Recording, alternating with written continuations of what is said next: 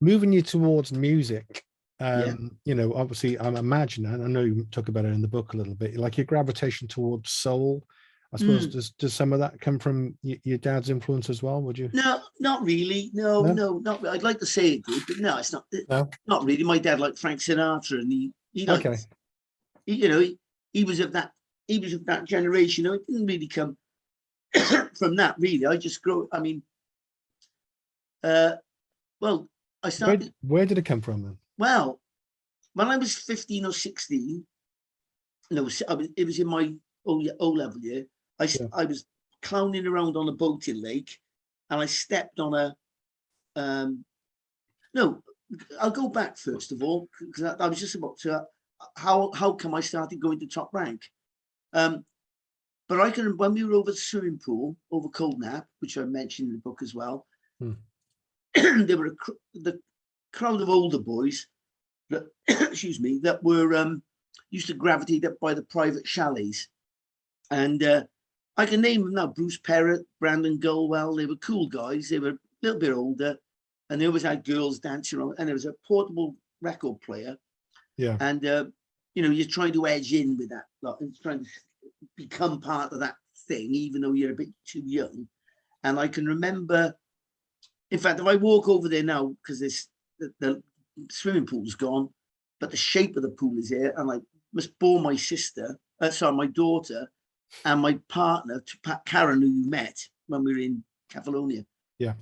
The times I've walked past, I said, "This is where I first heard the Four Tops," Ah, and they go, "Yeah, we know," I but do I that with remember, my kids. Yeah, yeah, but I remember being there and saying to this, they were dancing to this song, and hmm. I said to Bruce Perrott, who's become a friend of mine, I said, what's that you're dancing to? And he picked it up, and it was "Loving You Was Sweeter Than Ever" by the Four Tops. Hmm. And I think because I wanted to be part of that, and I loved the song, and then I started listening to. Used to be a DJ on Sunday night on the radio called Mike Raven, and he used to play all black. He used to play, you know, black music from America, Yeah, and on Radio Luxembourg on 208, you listen to that because, of course, until '67 there was no Radio One.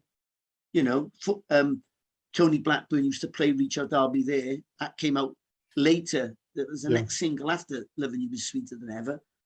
But I liked all of that, and then, as I was saying, I stepped on a broken bottle in Cold Nut Lake, so I couldn't go anywhere with people. I had my leg in plaster all summer, and one of my friends, we used to have the discos down at Barry Memo, and one of my friends there, Keith, he used to stick round. He stuck by me and Rob, and we used to go there, and I'd be sat down with. And then he said, "Who do you want to dance with?" I said, "Well, go and ask Jill if she'll dance. Go and ask Andrea if she'll dance." And they'd come over to me, and I'd be able to stand up and hobble.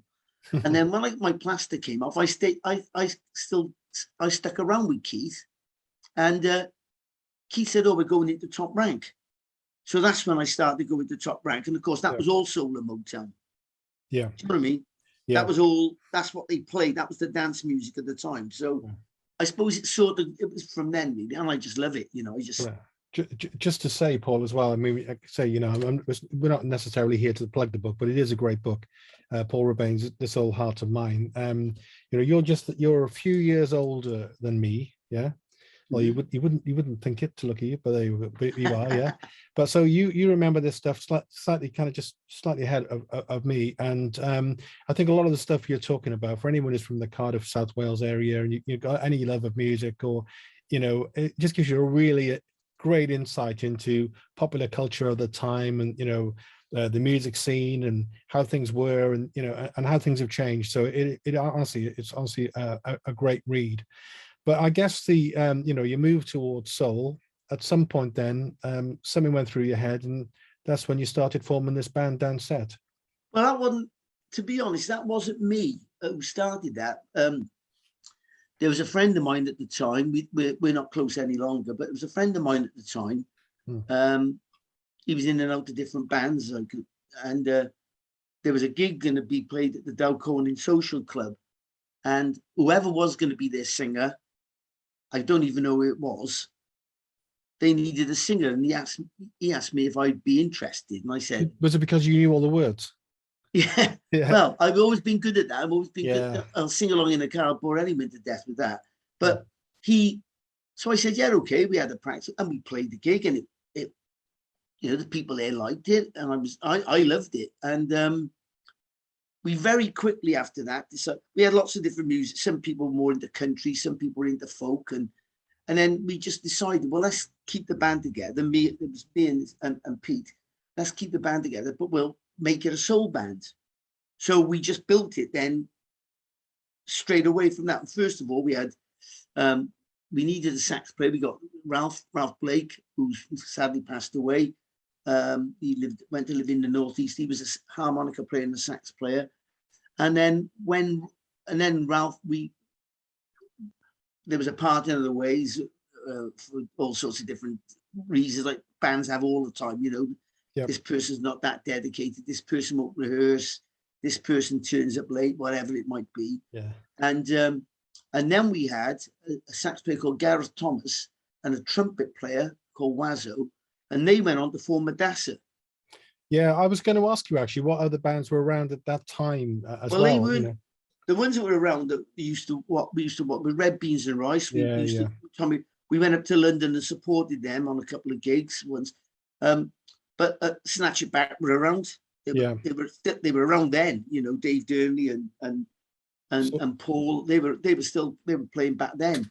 Can I just ask you about Laverne Brown and Laverne? Laverne was with Red Beans and Rice. Yeah. At the time, fantastic. What a singer! Yeah, I just think he's as good as any. He's as good as anyone I've got in any of my record collections. I'd have to agree with that. Yeah, he's amazing. And I remember we played.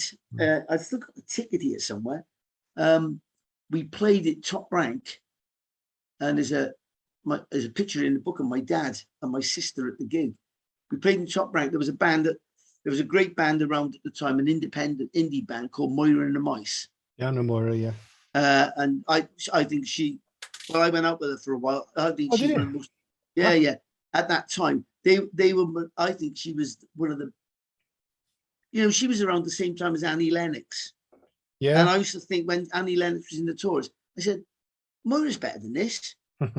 So she was phenomenal. I think she's phenomenal. Wrote great songs. She knew what she wanted to do with the band, and so they played. They were top of the bill, but I think then she had a different band. It was called Design for Living. Yeah, they were top of the bill. Yeah. Laverne was second, and then we were the third on the bill. So we went on first. Then Laverne. I remember being in the change rooms and Laverne saying we had this set list because we used to cram so many songs in. Yeah. I remember him saying, "What, you're going to do all of those tonight in one?" Because Laverne, he was a good proponent of less is more, because what he did was pure quality, know. So he was around. Sorry, Paul. Where was the gig? Top Rank.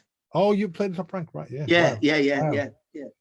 So, and back then we used to play places like the Casablanca. Yeah. The Dowlice. Yeah. I've got recordings here. I got a great down there, wasn't it? I loved it. I got a cassette recording that somebody sent us or did of when we played in Top Rank, and Terry Murphy, who's a very good friend of mine, he was our drummer back then, but he became our bass player in the current when we reformed. He said that version, the version we did of You Don't Like I Know, even though it's not as tidy as the way we might do it now, he says it was raw, and he said it was better for being raw, But we used to play all those gigs. A lot of the pubs that are closed on the Paddle Steamer, the Dowlice, the Inn on the River on Sunday lunchtimes. We were regular players. The other band that was very good at the time was Brian Compton's band. What were they called? Blue Note. Was it called Blue Note? They had Rob Haddon on guitar. They had Brian Compton on bass. Rob Taylor, late Robert Taylor on saxophone. I think you're right. Yeah, they were just phenomenal. They were more of a kind of a Docs band, weren't they? Kind of from but they were more, and they were more into funk. Yeah, than we were copying soul, the 60s soul.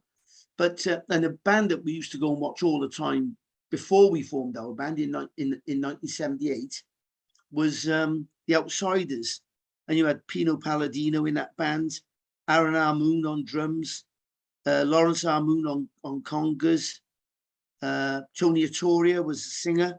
Oh wow! They were just.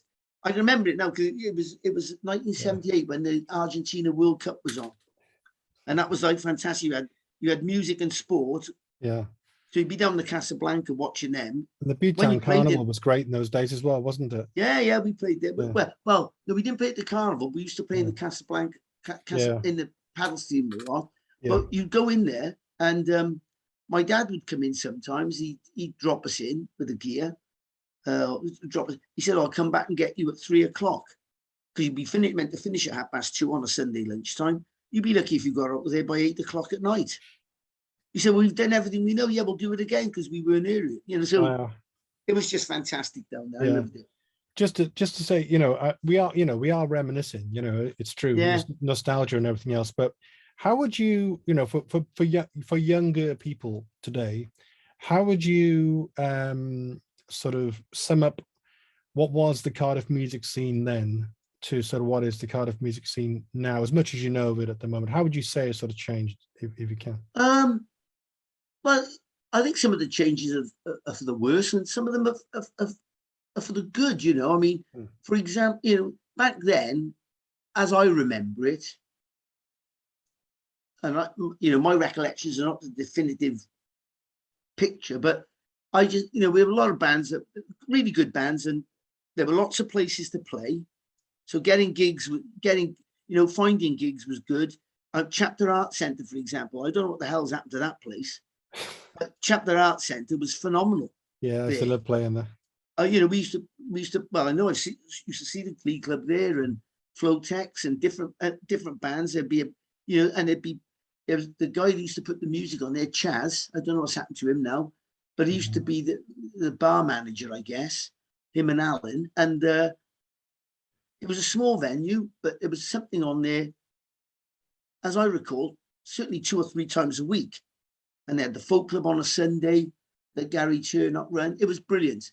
And then you had all of the pubs down at the docks. But there are some great bands locally. There's a band I've seen once, and I think the singer's some relation. I might get this wrong. His name's Dave Bassey. The band is called CVC. I think they're from Church Village. They're phenomenal, And then you've got bands like Afro Cluster. Yeah. We've been lucky enough to have one of their trumpet players. He's decked with us, Los Cox. The wonderful what are they called? Your band. The Anonymous Iconoclast. I love it. Thank you. I think it. And so, but where do you go to find these bands? There's hardly anywhere. There's not enough places to play. Really, is there? No, I suppose one of the things which we're still living through is, and we won't know actually for years to come probably, the full impact of this COVID lockdown thing. But music venues now moving more towards duos and not being able to afford musicians and I think it's going to have a massive impact. But I suppose we both agree by the sound of it. I mean, I used to love going down. I would call it going down the docks or wherever. It's not really, but the Dowlice and all that area there was. You could go see one band. Oh, they're quite good. Go across the road, see someone else pops up. A real community of music, wasn't it? Sometimes there you get a booking. I remember we didn't happen a lot to us, but we played in the paddle steamer, and then he wanted us down the Dowlice later, so we'd pack up the gear and go round and play there afterwards. Yeah. I'm just going to give a plug to a band who I think they should be massive, right? There's a band in Cardiff called Buzzard. Oh yeah. Have you come across them? Yeah, I've not done much about them. I got a personal connection with them because the two of the lads in there, Tom and Eddie, are the sons. Really very talented kids they are. They're the sons of the guy that was a drummer in Dansette. Okay. Trevor Reese. And so Tom and Eddie Reese. And they put in videos out all the time. They're but it's all original stuff that they write. And I think they're doing a British tour, and they're doing Wow. Yeah, they're doing a British tour. I'm going to go over to Bristol. I'll tell you what, Paul, put me in touch with them. I'd love to interview them. Oh yeah, Yeah, they're fantastic. They're real characters, and Tom Rees, he's they got 2 gigs when they're doing Club Ivo Bach. Easter Sunday, they're doing a matinee gig, which I think is in the afternoon, and then doing a gig in the night, and they'll both be sold out. Yeah, they got they played at Cardiff Castle, and I think they got the right idea. If you're going to make something, it's not about necessarily staying in Cardiff. You just got to be prepared. yeah. And I feel sorry for these youngsters, because they should have been in South by Southwest. They should have been supporting High Flying Birds, I think it was, in London. And then of course the pandemic comes and it's all screwed up. Yeah. But they got drive. It's a different setup now. It's not about just being in Cardiff. I think people like that who want to make a career out of it realize they gotta get out the pond and get in the ocean. Do you know what I mean? Yeah, what a good line. I like that.